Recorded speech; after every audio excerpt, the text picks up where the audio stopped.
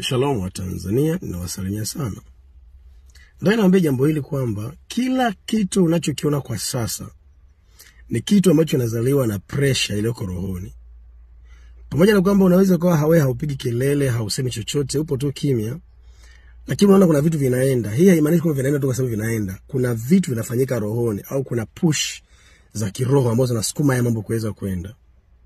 Kwa hiyo nataka nikwambie, kama wewe sio mtu wa kupiga kelele au kupaza sauti pale unapoona vitu haviendi, haimaanishi huna kingine cha kuweza kufanya. Una vitu vingi vya kuweza kufanya. Jambo la kwanza, unapaswa kuiombea nchi yako. Nasisitiza sana, unapaswa kuiombea nchi yako. Usiache katika vitu ambavyo hupaswi kabisa kunyamaza na kuacha. Ipindi unapokuwa unaomba, ukaacha kuiombea nchi yako, ukaacha kuombea amani ya nchi yako, ukaacha kuombea Watanzania wenzako na kila kitu kinachoendelea kwenye taifa letu. Lakini jambo la pili, lazima ujiulize, nini mchango wangu mimi kwenye kuileta Tanzania bora ya upendo na ya amani katika wakati huu? Nini mchango wangu mimi? Kama hauna mchango wa kupiga kelele, kupaza sauti, hauna mchango wa kiutendaji, bado na mchango wa kwenda kwenye maombi, ukamuita Mungu, Mungu naomba ufanye jambo, na Mungu ni mwaminifu na Mungu akafanya. Lakini pia kama hiyo haitoshi, huwezi kufanya hata hilo, una uwezo wa kuchukua sadaka yako maalum na kumwambia Mungu, mimi ni mzaliwa wa ardhi ya Tanzania na naipenda nchi yangu, napenda amani ya nchi yangu, na hii ni sadaka yangu kwa ajili ya nchi yangu. Mahali popote ambapo unaona hakuna kitu kizuri kinachofanyika, sadaka hii simame badala ya maombi yangu na iweze kutafsiri nini ambacho natamani kwenye nchi yangu. Kwa mahali popote ambapo una kitu hakipo sawa, kwa sadaka yangu hii ikatafsiri nini ambacho kipo moyoni mwangu na ikatende sawa sana vile mimi naamini. Usikubali kuiona Tanzania ambayo wewe hujawajibika kuileta. Usikubali kuona amani ambayo hujawajibika kuileta. Na ndio maana Yesu anasema usivunje sheria za nchi, usihamasishe vurugu, usiwe sehemu ya mambo yote ambayo ni uvunjifu wa amani katika nchi.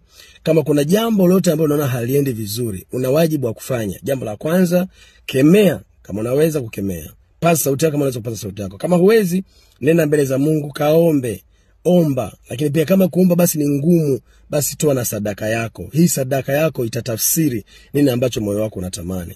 Ukiweza kufanya vyote ni muhimu zaidi. Sisi tunaomba, tunapaza sauti, tunatoa na sadaka zetu.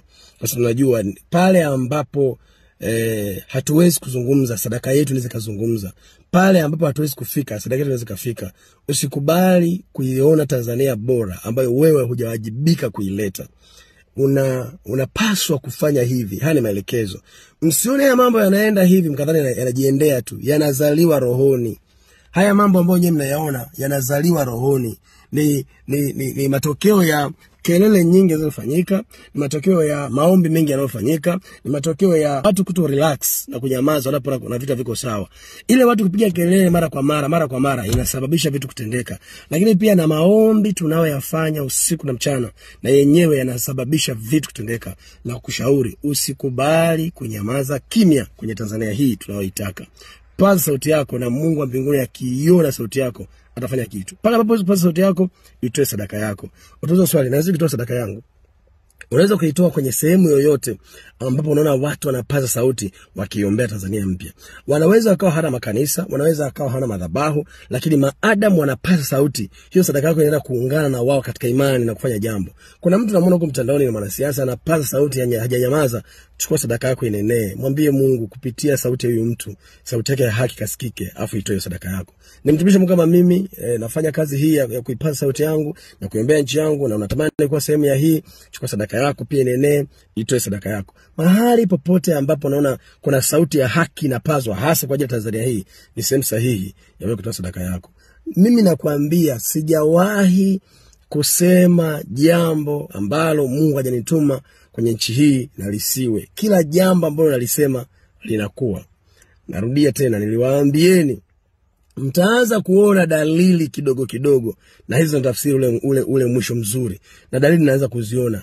Sadikini haya maneno nayowaambia kwamba hakuna neno, hakuna ombi, hakuna chozi, hakuna damu iliyomwagika juu ya taifa hili la Tanzania ambayo haitazaa matokeo ya kile ambacho tunakitaka.